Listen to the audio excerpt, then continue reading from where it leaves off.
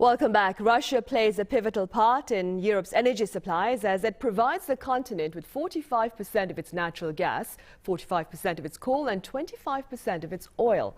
Accordingly, pundits say the Kremlin is weaponizing energy to discourage Europe's support of Ukraine. For more on this, I have Professor Shin Sang-hyup from Kyung Hee University here in the studio. Professor Shin, welcome back. My pleasure. I also have Professor Sebastian Herold at the Darmstadt University of Applied Sciences over in Germany live on the line. Professor Herold, it's a pleasure. I'm pleased to be here. Right. Professor Shin, we'll start here in the studio then. Let's start with a few words on Europe's dependence on Russian energy prior to, that is, Putin's invasion of Ukraine. Well, in a world, the European Union is heavily relying on the energies coming from Russia. If I give you some more details, Russia supplies about 40% of natural gas, European Union's natural gas, and 25 or 26% of the oil imported from Russia. So the European Union a year sends roughly about 400 billion euros in return. And so the European Union member countries seem to make every effort to reduce its dependence on the Russian. So last May, they announced a plan named Repower European Union. According to this, the plan, the European Union plans to reduce its dependence on Russia. It's Russian energies. At the same time, they want to speed it up its shift to green energy. And by the year 2030, the European Union plans to reduce the natural gas consumption by 30%. As a whole energy consumption, they want to reduce by 13%. At the same time, the European Union wants to increase the European Union's renewable energy or green energy up to 45%. Right, I see. And Professor Herold, following 10 days of maintenance work, natural gas from Russia is flowing back into Germany, where you are, via the Nord Stream 1 pipeline. Now, I understand it's flowing at 40% capacity, which is more or less what it had been before the maintenance halt. Now, what are the broader implications of this perhaps reduction in supply, Professor Herold? The fact that Nord Stream 1 is operating at only 40% of its capacity and flows on other pipeline routes from Russia are being reduced or have stopped altogether means a very tight market with high prices. That means challenges for industry and households, especially poorer households. And it means existential problems for gas importing companies, which must compensate for Russian shortfalls by buying from alternative sources at much higher prices. The German government just bailed out the largest gas trader, Uniper, with a 15 billion euro package. But Nord Stream 1 at 40% might just be enough to get through the winter without artificially restricting gas deliveries to customers, at least if the winter is not too severe. The point is, Russia could reduce the flow anytime to 20% or even to zero, and then Germany and Europe would face more serious supply problems, which could result in shutdowns of industrial sites or universities staying cold. So, in addition to a tight market and high prices, Russian behavior is creating an atmosphere of uncertainty and fear in which contracts no longer count. The flows can change every day, depending solely on the Kremlin's mood. Right, and staying with that, Professor Shin, how is perhaps the escalating cost of natural gas affecting other countries, including South Korea? Well, it will affect quite differently, depending on which nation they are. In case of Korea, well, before explaining about the Korean situation, as you know very well, international oil prices rose 61% roughly. And the LNG spot prices jumped 141% for a year earlier. So it increased dramatically. So in some sense, the hikes of the natural gas prices is inevitable as global oil and natural gas prices soared. Particularly on the part of the Korean economy, the Korean currency value, one, has been weakened dramatically, against the USA dollar. So because of these two reasons, the natural gas prices increased very much for the last 1 year in Korea. Actually, last July 1st, there was a third hike of the natural gas prices in Korea. The first one was done in April, second one was done in May. And the third one, from the July the 1st, the government increased the natural gas prices by up to 7.7%. I think it's inevitable, as I said before. But one thing is quite important, that is that the Korean, the LNG purchasers are less affected by soaring spot prices of natural gas prices, because that the roughly 80% of the Korean LNG purchasing contract are based on long-term contract. So there are some the price limits in the importing the natural gas prices. That means they are less affected by the soaring spot price, the prices of natural market in the global market. Right, I see. Professor Herold, back to Europe then. Against this dire background, Russia and Iran have signed a $40 billion deal for future gas and oil projects. What do you suppose is the significance of this energy deal between these two countries, given the current state of global affairs? It is a political signal that the two countries with the largest natural gas reserves in the world and also with huge oil reserves are standing together. It is a signal above all to the developing countries to think carefully about whether they want to follow Europe's and the US attempt to isolate Russia for years. At the same time, it shows how difficult it is for Russia to get real support when President Putin has to travel to isolated Tehran for a kind word. Two isolated countries helping each other may make sense in some ways, but such assistance is also limited. Gazprom will suffer from sanctions, so it is not exactly the best partner to help Iranian oil and gas production. Moreover, both are competing for the same limited market to sell oil and gas to that part of the world that still accepts energy from these two outsider countries, which comes with price discounts. Much will depend on whether or not and to what extent large customers like China and India will be part of this limited market. Right. And Professor Shin, back with regard to natural gas, of course, it's not the only thing that's been affected. US President Joe Biden was recently in the Middle East seeking a boost in oil production by the OPEC Plus. And that being said, what are your prospects with regard to oil supply and demand in the latter half of this year? It's not easy to make a forecast, but many experts forecast that the oil demand increase, return to reach to the health level in the second half of this year. That means that demand would reach to the level above the pre-pandemic in 2019, which means that the oil production maybe slightly increase because of the Iranian and Russians' invasion to Ukraine. The oil output in the output of oil production made by the Russia has been reduced, but the sale oil the production increased by the United States, and then also OPEC countries slightly increased their the production, oil production volume, not very much, but so I think as a whole, the demands and supply of the oil is forecast. Is forecasted to increase very slightly to meet the slightly healthy demand of the oil in the second half of this year, I think. Right, I see.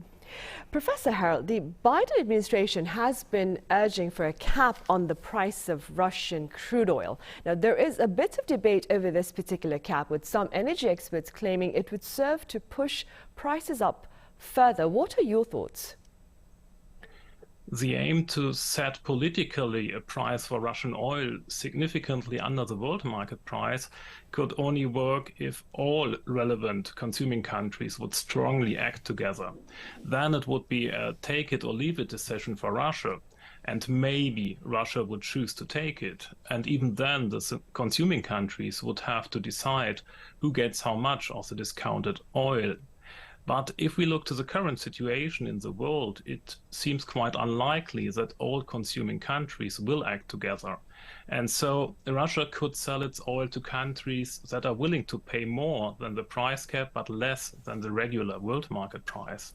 Nevertheless, a price cap or a similar instrument could have a price damping effect on crude oil markets, insofar as such an instrument would signal that the US and its allies are willing to accept also in future Russian oil as part of the world market.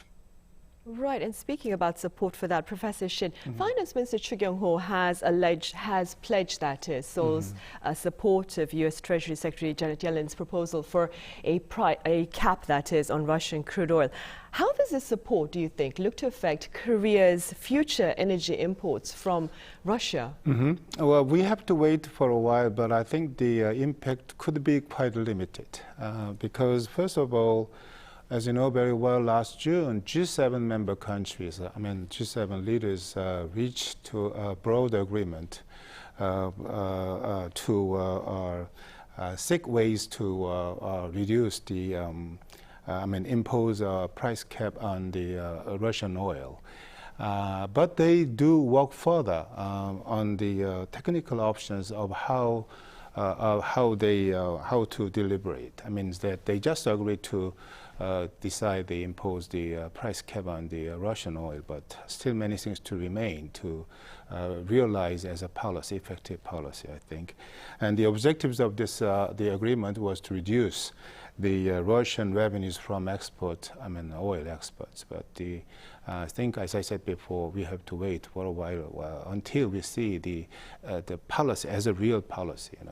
Second one is, the out of total the imported oil, we only import 5% from Russia. It's very small amount. So considering time to see the realization of the policy agreed by G7 leaders, and then the portion contribution of the imported amount, percentages of the imported oil from Russia to Korean economy is quite small, relatively small. So we have to wait, even though the Russian government clearly said that if any country joined to the price cap campaign, they will take some revenge action. But I think that we have to wait and see, because that during the time while we are waiting for something happen, there are many things could be changed. So we have to wait. There are very many variables, of course. Professor Herold, how does the globe's present energy crisis compare to that of the 1970s, do you think? The 1970s saw two oil crises with prices that are not so different in today's money from the prices we have seen recently in the oil market. The real new situation is the turmoil in the gas market, which is concentrated in some regions because the gas market is only partly a global market. Russian gas that is not delivered to Europe is gas that does not reach any market, as the relevant Russian pipelines only go to the West. However, this missing gas only makes itself felt in parts of the world, as not all gas markets are fully interconnected. Gas prices in Asia and Europe are highly correlated, as both countries consume LNG.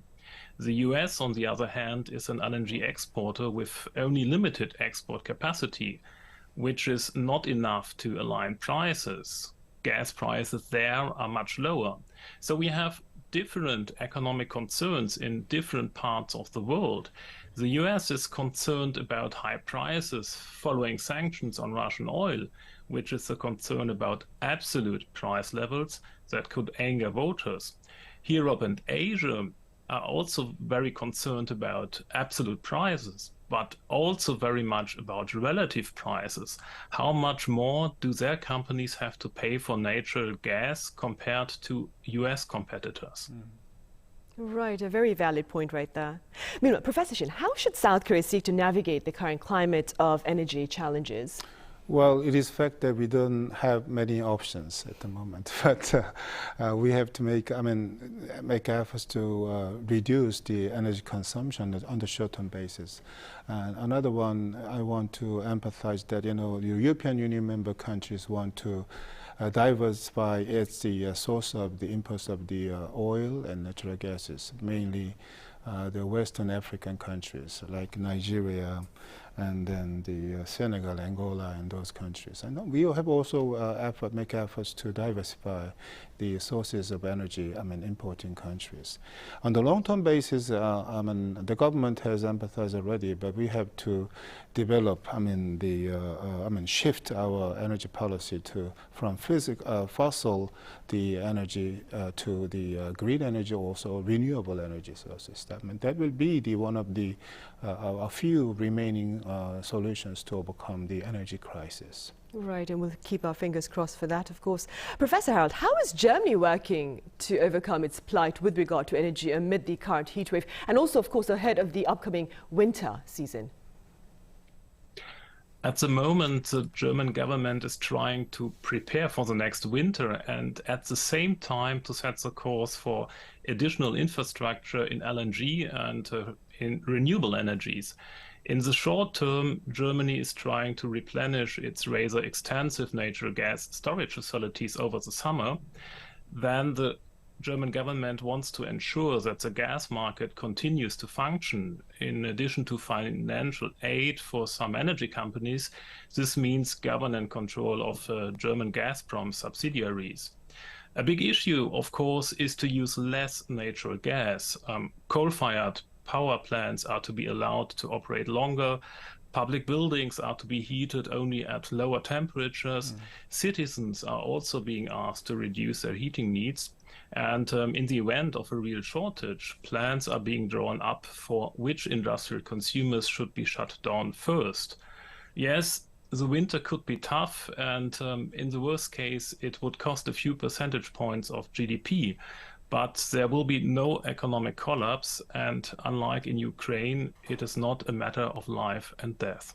Right, of course, hopefully not. Professor Shin, you spoke about the importance of focusing on green alternatives for South Korea, that is. What are your thoughts with regard to the new Yoon administration's efforts to focus on nuclear power energy? I think the Yoon administration recognized the importance of the so-called future energy sources. So I think the direction is very clear. Depending on the administrations, between the previous administration led by President Moon and then the current the administration led by Yoon, there must be some differences in terms of the energy policy. So I think through the several times of the discussion or meetings, whatever, with the experts, I think they can reduce the gap between two administrations, which means that to reflect the expert opinions or reflecting the changes happening in the world, I think the government could take the right direction in their energy policy, and based on this, the cooperative the relations and the situations, the government, if they prepare the policy and try to implement the policy, we will maximize the effects in our energy policy, I think. Right, and staying with the same issue, Professor Herold, what can you tell us about nuclear power energy over in Germany? Well, there is a huge debate whether to use the three last reactors that are still running for a longer time. And, well, it's politically a very difficult situation because part of the parties that form our government coalition don't like it. Others would use that measurement. At the moment, the debate is a little bit shifting to use nuclear power because we have to use every measure that is available to reduce our demand for Russian gas. Right, which is completely understood, of course. All right, Professor Herold over there in Germany, thank you very much for joining us live at this very early hour to end with your thoughts. And Professor Shin here in the studio, thank you very much for your insights. My pleasure. Welcome.